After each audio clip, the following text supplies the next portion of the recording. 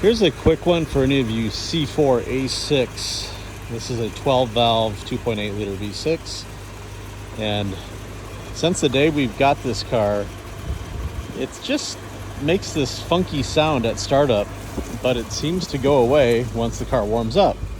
I don't know if you can hear it, but it's